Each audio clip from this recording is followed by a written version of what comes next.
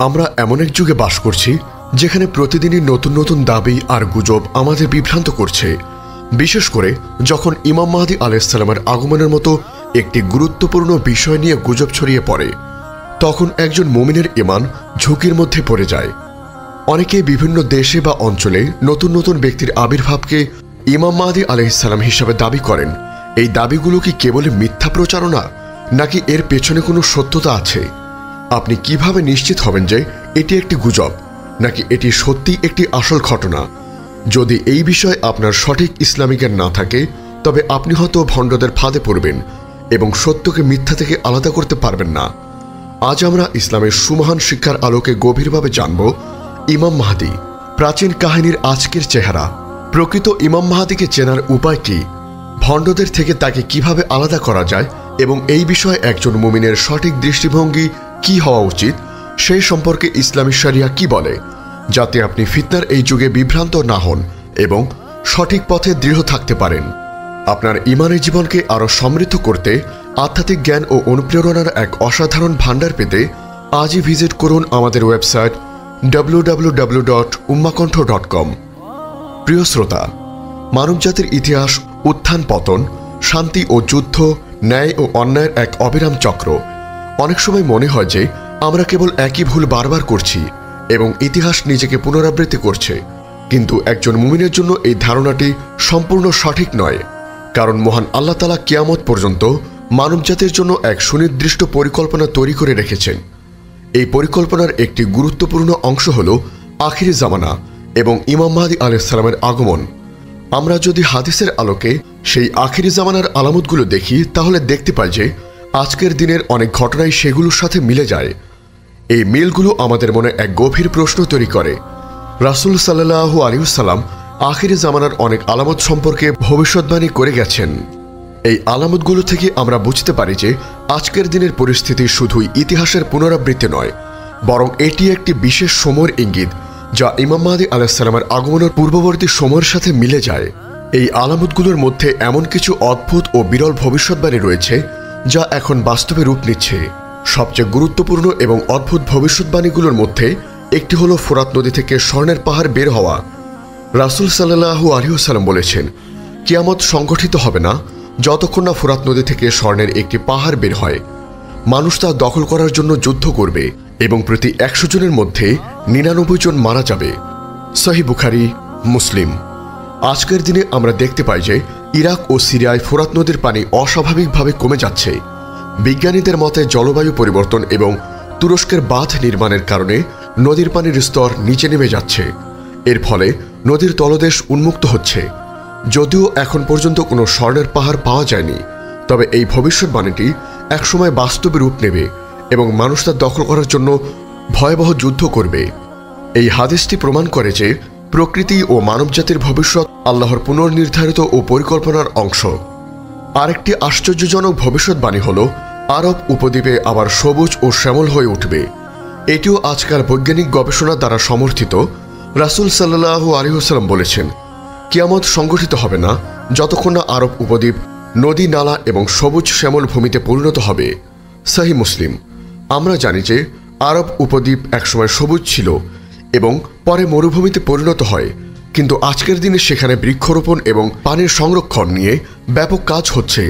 কিছু কিছু এলাকা বৃষ্টির পরিমাণ বেড়েছে এবং কৃত্রিম উপায়ে ভূমিকে সবুজ করার চেষ্টা চলছে। হাদিসের এই ভবিষ্যদ্বাণীটি প্রমাণ করে যে আরব উপদ্বীপের বর্তমান পরিবর্তনগুলো কেবলই প্রাকৃতিক ঘটনা নয়, বরং কিয়ামতের এক বিশেষ আলামত। এই পরিবর্তনের ফলে আরব উপদ্বীপে কৃষি ও জীবিকার প্রসার ঘটবে, যা ইমাম মাহদী আলাইহিস সালামের শাসনামলের জন্য এক নতুন পরিবেশ তৈরি করবে। এবং সবচেয়ে অলৌকিক ভবিষ্যদ্বাণীটি হল কাবার কাছে এক সেনাবাহিনী ধ্বংস হয়ে যাবে।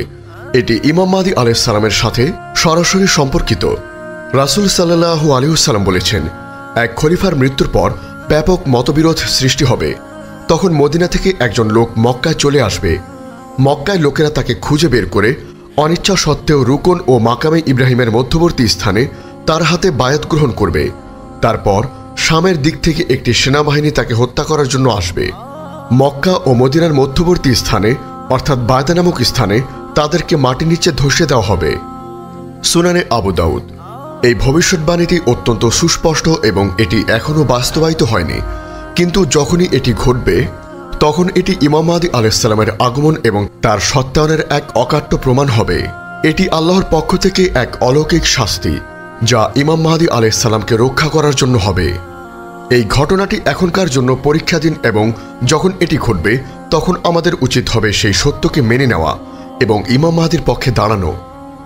এই তিনটি অদ্ভুত ভবিষ্যৎবাণী ছাড়াও আরও অনেক আলামত আছে যা আজকের দিনের সাথে মিলে যায়, যেমন জ্ঞান কমে যাওয়া, হত্যা ও হত্যাকাণ্ড বেড়ে যাওয়া, সময়ের দ্রুতগতি এবং সমাজে অশ্লীলতা ও দুর্নীতি বেড়ে যাওয়া। যখন আমরা এই হাদিসগুলোর সাথে বর্তমান পরিস্থিতির মিল দেখি তখন আমাদের মনে এক গভীর অনুভূতির তৈরি হয়। এটি আমাদের জন্য সতর্কবার্তা। এর অর্থ এই নয় যে আমরা হতাশ হয়ে পড়ব বা সবকিছু ছেড়ে দিয়ে শুধু ইমাম মাহদীর আগমনের অপেক্ষা করব, বরং এর অর্থ হল আমাদের নিজেদেরকে সেই সময়ের জন্য প্রস্তুত করতে হবে। আপনার উচিত এই বিষয়গুলো নিয়ে গবেষণা করা, সঠিক জ্ঞান অর্জন করা এবং কোনো গুজবের পেছনে না ছোটা, নিজের ঈমানকে মজবুত করা, নিয়মিত সালাত, সাওম এবং অন্যান্য নেক আমল বৃদ্ধি করা, আখির জামানার সকল ফিতনা ও পরীক্ষায় ধৈর্য ধারণ করা এবং আল্লাহর পথে অবিচল থাকা।